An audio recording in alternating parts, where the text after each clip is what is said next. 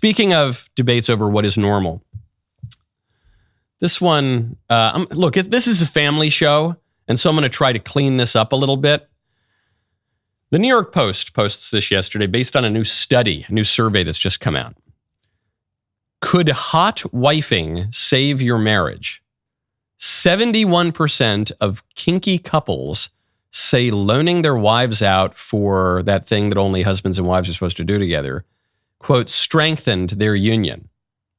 71%, the overwhelming majority of, now it says kinky couples. These are people whose unions are probably not all that strong to begin with, but they say, and these are people who are obviously very, very confused about a lot of things.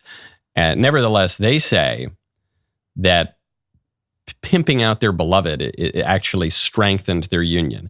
Color me a little bit skeptical. I don't really encourage you to read the article or to read the survey, but this is part of a broader cultural trend, broader cultural normalization of polyamory, of consensual non-monogamy. That's the new gross clinical jargon that they use to euphemize their own perversions. In any case, you hear a lot about this right now. And people are looking at that and they're reacting in the old fuddy-duddy way. So these kids today, this is crazy. Can you believe what they're doing now? You know, in olden days, an inch of stocking was looked on as something shocking, but now, you know, anything goes. Anyway, that's the wrong approach because this is not novel. This is not an innovation. There's nothing new about this. This is just paganism. And as our culture, which was the West, we called it the West. Sometimes we describe our nation as a Christian nation, but even what we call the West is really a pale shadow of what we used to call Christendom, which was Christian civilization, which thrived from, I don't know, roughly the age of Constantine up through the Protestant Revolution, which then starts to crack it up a little bit, but still you have a very substantially Christian civilization, albeit amid wars of religion, that finally in the Treaty of Augsburg, the Peace of Westphalia, the Age of the Enlightenment, starts to try to preserve Christianity, but without taking religion all that seriously. You get into modernity. Now you're really on the fumes of Christendom, and soon enough that gives way to overt paganism. Here's what Tertullian, early Christian writer, father of the church, has to say about how the pagans versus the Christians regarded sex.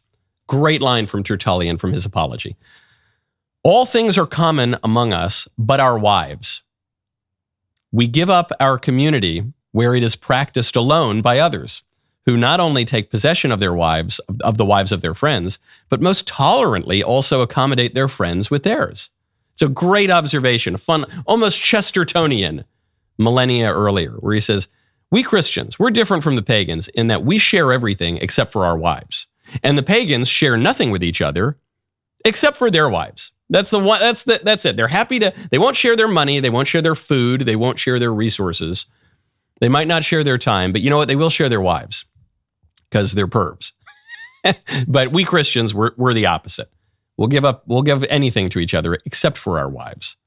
You need to go to rabbitair.com, folks. You have heard me sing the praises of Rabbit Air many, many times. I have multiple Rabbit Airs in my home. I've had Rabbit Airs in my office, in my studio.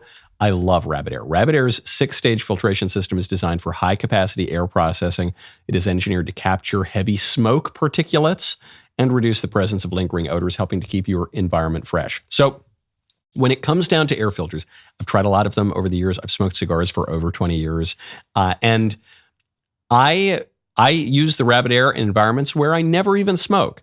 And I've used the Rabbit Air in environments where I'm smoking big, fat, heavy cigars. The real test of the air filters is the cigars, because it's just the most hardcore thing. There is no parallel to Rabbit. Rabbit is the best. If you're a cigar smoker like me, if you never smoke cigars, it's the best. Okay, I love these guys. Their odor remover, customized filter to your Rabbit Air adds an extra layer of protection, but it's just next level. It's just next level. Go to rabbitair.com. Call their consultants 24/7 for a personalized recommendation on the best setup for your smoking or non-smoking space. St. Jerome has a famous line in his commentary on Hosea, which is, Rarely does a heretic love chastity. Okay, every so often, there's a heresy that promotes chastity, like the Albigensians. But generally speaking, you'll notice, you see this with modern religion, kind of wacky pastors of the weird breakaway, schismatic churches.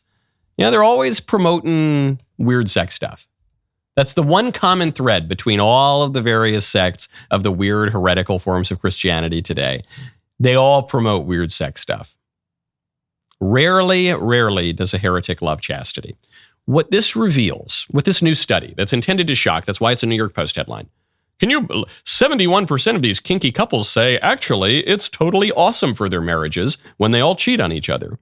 This is supposed to shock us. What is this new discovery? Polyamory, consensual non-monogamy. All that reveals is how little we understand paganism. It doesn't reveal a new discovery about the present. It reveals how ignorant we are of the past. This is what paganism was always like. It's amusing when they think that they've discovered something new. These people who are promoting orgies and decadence and all sorts of bacchanalia, they think they've discovered something new. In the old days, man, people were all uptight. But now we're free. We got free love. We're doing drugs and we have free love and we're polyamorous. You think, oh, wow, yeah, no one's ever thought of that one before. Doing drugs and behaving like a degenerate? Yeah, that's never happened. Wow. What an amazing innovator you are. It just reveals how little we understand. We pretend that we understand ancient paganism. We pretend that we understand what Christianity replaced. We don't.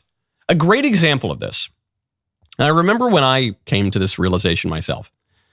In the Bible, in Exodus, the Israelites, they leave Egypt, and Moses goes up onto Mount Sinai. He's receiving the 10 Commandments. And what happens? He goes up, and 5 seconds later, the Israelites abandon the God who led them out of Egypt toward the promised land, and they start worshiping a golden calf. And he comes down and he says, "What are you doing? Stop worshiping this golden calf." And, then all sorts of trouble ensues. I remember, maybe it's just how kids think. I think this is even how naive adults think these days. What do you think the Israelites were doing? Do you think, in my mind, what the Israelites were doing was just kind of like bowing down and saying, "Oh, golden calf, we worship you." And that was the great offense.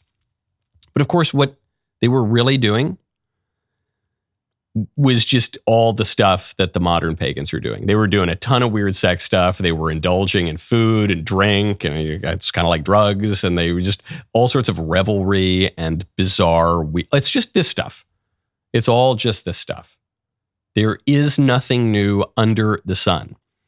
And so as we come to all of these new discoveries about relationships and marriage and free love, man, really all we're doing is rejecting, wittingly or unwittingly, we're rejecting Christianity, reverting to a kind of base, degraded paganism, and pretending that we've come upon some new revelation.